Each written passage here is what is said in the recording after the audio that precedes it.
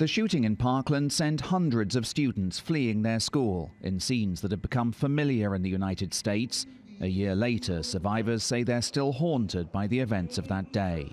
I'm coping with it pretty well. Well, the fact of the matter is I'm not. No one is. But some Parkland students say the grief of a year ago is now combined with a steely resolve to push for concrete legislative change. We can come together and say that gun violence, as we know, is a preventable issue.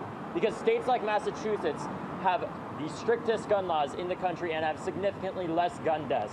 Parkland students led the March for Our Lives demonstration in Washington last year to push for gun control.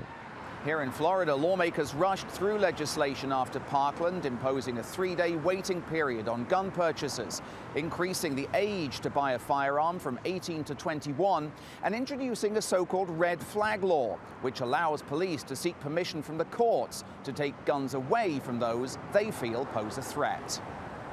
It was an unprecedented move in one of America's most gun-friendly states, where the National Rifle Association has a long history of influence. But nationally, the U.S. Congress has yet to pass any gun control measures since Parkland. Recently, lawmakers held just their first hearing on gun violence in nearly 10 years. The greatest cruelty in the world is to tell people you will help them in their situation with legislation and then try to pass off legislation that would do nothing to fix the problems that you claim to fix. A study commissioned by President Trump after Parkland makes nearly 100 recommendations, including arming school staff.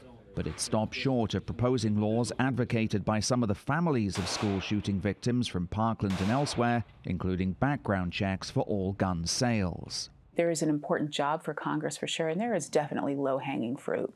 I am always going to advocate for universal background checks. It makes absolute sense that you should know who you're selling a weapon to.